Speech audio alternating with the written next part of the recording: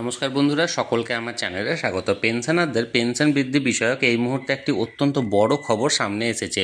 পেনশনারদের কতটা পেনশন বৃদ্ধি হতে চলেছে এবং কিভাবে এই বৃদ্ধিপ্রাপ্ত পেনশন আপনারা নির্ণয় করবেন বা এই পেনশন সংক্রান্ত অন্যান্য সমস্ত কিছু বিষয়ে আজকের ভিডিওতে বিস্তারিতভাবে আলোচনা করব। ভিডিওটি সকল পেনশনারদের জন্য অত্যন্ত গুরুত্বপূর্ণ, তাই প্রথম থেকে শেষ পর্যন্ত অবশ্যই ধৈর্য সহকারে দেখবেন এবং ভালো লেগে থাকলে অবশ্যই একটি লাইক করবেন এবং সকলের সঙ্গে শেয়ার করবেন। আর সেই সাথে এই চ্যানেলে যদি প্রথমবার হয়ে থাকেন এই রকমের ইনফরমেটিভ ভিডিও আরও দেখার জন্য যারা এখনও পর্যন্ত এই চ্যানেলটিকে সাবস্ক্রাইব করেননি তারা অবশ্যই চ্যানেলটিকে সাবস্ক্রাইব করে নিতে ভুলবেন না। তাহলে চলুন পেনশনারদের পেনশন বৃদ্ধি বিষয়ক ভিডিওটি আমরা আজকে বিস্তারিতভাবে আলোচনা করি। আজকের ভিডিওতে আমি মূলত ইপিএস 95 পেনশন নিয়ে আপনাদের সাথে সবিস্তারে আলোচনা করব। এই ভিডিওটি অত্যন্ত বড় হওয়ায় ভিডিওটিকে আমি দুটি পার্টে ভাগ করেছি। আজকের ভিডিওটি হলো তার প্রথম পার্ট। এই ভিডিওতে আমি ইপিএস 95 পেনশনের ন্যূনতম পেনশন কি, কতটা সুবিধা আপনি পাবেন, বৃদ্ধিপ্রাপ্ত পেনশনের পরিমাণ, কারা আবেদন করবেন, কিভাবে আবেদন করবেন, কী নিয়ে কেস হয়েছিল, কেসে কি রায় হয়েছে, সকল কিছু আজকের ভিডিওতে বিস্তারিতভাবে আলোচনা করব। এই ভিডিও দুদিন পরে ইপিএস 95 পেনশন সংক্রান্ত সেকেন্ড পার্টের ভিডিওটিও এই চ্যানেলে চলে আসবে, যে ভিডিওতে ইপিএস 95 পেনশন সংক্রান্ত আরও বেশ কিছু অত্যন্ত গুরুত্বপূর্ণ তথ্য আমি আপনাদের সঙ্গে শেয়ার করব। সেই সাথে পেনশনারদের কোন কোন সমস্যার সম্মুখীন হতে হয় এবং পেনশনাররা কোন কোন প্রশ্ন করেছেন সে প্রশ্নের উপরেও এই ভিডিওতে বিস্তারিতভাবে আলোচনা করা থাকবে। এই সেকেন্ড পার্টের ভিডিওটি দেখার জন্য এখনই এই চ্যানেলটিকে অবশ্যই সাবস্ক্রাইব করে রাখুন। তাহলে চলুন আজকের ভিডিওটি আমরা শুরু করি।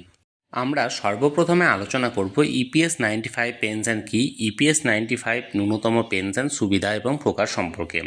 ইপিএস বা এমপ্লয়িজ পেনশন স্কিম হলো অত্যন্ত সুপরিচিত একটি পেনশন প্রকল্প যা ভারত সরকারের এমপ্লয়িজ প্রভিডেন্ট ফান্ড অর্গানাইজেশন বা ইপিএফও দ্বারা পরিচালিত হয়ে থাকে। এই পেনশন স্কিম প্রভিডেন্ট ফান্ড স্কিমের সাথেই উপলব্ধ, অর্থাৎ প্রত্যেক পিএফ সদস্যগণই এই পেনশন স্কিমের অন্তর্ভুক্ত হয়ে থাকেন। এবার দেখুন ইপিএফ পেনশন 95 বা ইপিএস 95 পেনশন স্কিম। ইপিএফওর অধীনস্থ পেনশন স্কিমটির নাম হলো এমপ্লয়িজ পেনশন স্কিম বা ইপিএস, যা 19 নভেম্বর 1995 সালে চালু করা হয়েছিল। তাই এই স্কিমকে ইপিএস বা ইপিএফ 95 পেনশন বলা হয়ে থাকে, অর্থাৎ 1995 সালে স্কিমটি চালু হওয়ার জন্য এই পেনশন স্কিমটির নাম ইপিএস 95 পেনশন স্কিম। এই স্কিমের অধীনে কর্মচারীরা 58 বছর বয়সে অবসর নেওয়ার পরে পেনশনের অধিকারী হবেন এবং কর্মচারীদের কমপক্ষে 10 বছর চাকরি করতে হবে, তবে অবিচ্ছিন্ন পরিষেবা হওয়ার প্রয়োজন নেই।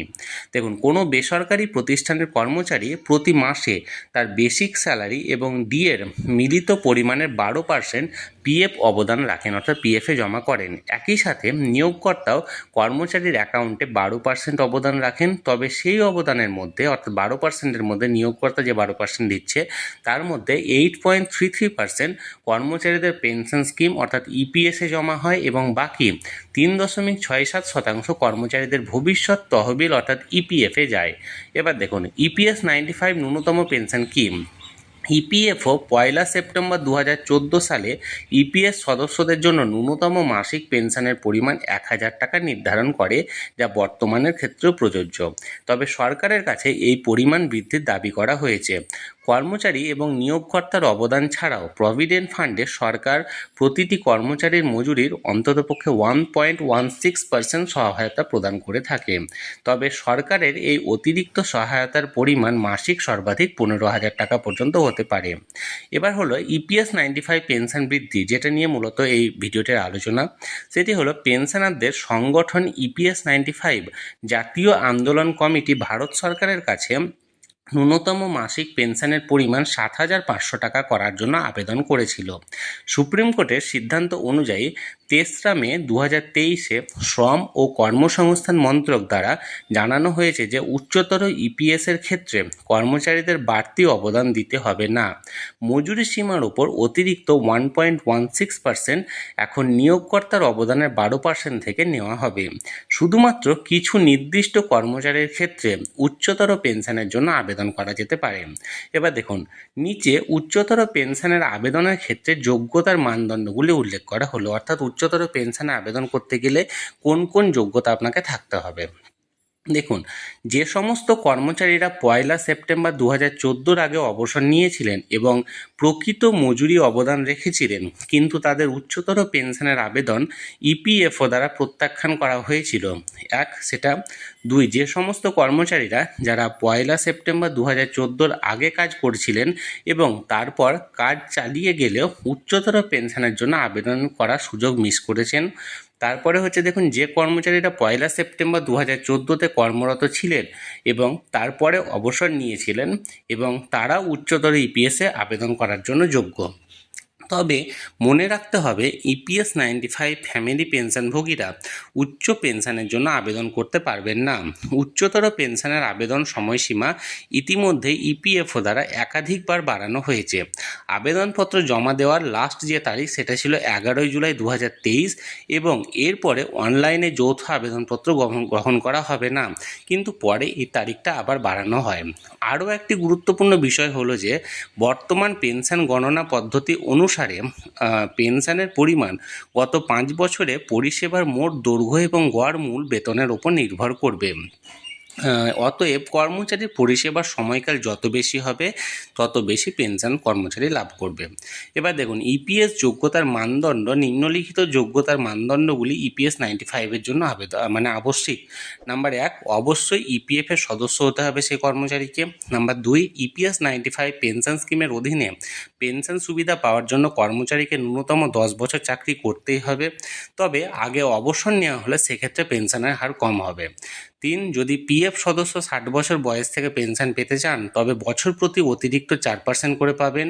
তারপরে হচ্ছে দেখুন, যদি পিএফ সদস্য 10 বছরের পরিষেবা সম্পূর্ণ না করে থাকেন তবে 6 মাসের বেশি সময় ধরে থাকেন, সেক্ষেত্রে যদি তিনি 2 মাসের বেশি বেকার থাকেন তাহলে ইপিএস পরিমাণ উত্তোলন করতে পারবেন। পিএফ সদস্য যদি সম্পূর্ণরূপে এবং স্থায়ীভাবে অক্ষম হয়ে যান এবং পেনশনযোগ্য পরিষেবার সময় পর্যন্ত কাজ না করতে পারেন তবুও তিনি মাসিক পেনশনের জন্য যোগ্য হবে।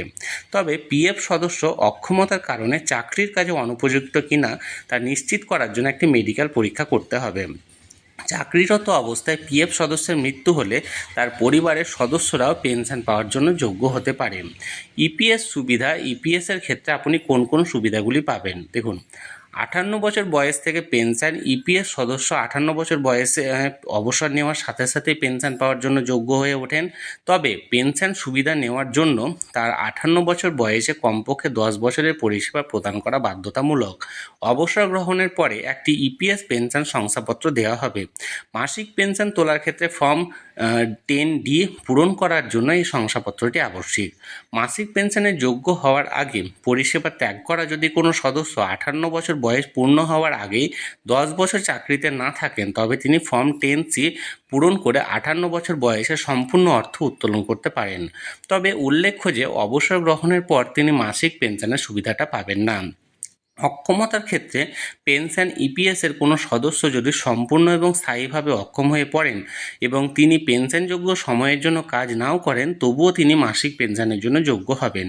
সেই সদস্যের স্থায়ী অক্ষমতার তারিখ থেকে সারা জীবনের জন্য তিনি পেনশন পাবেন।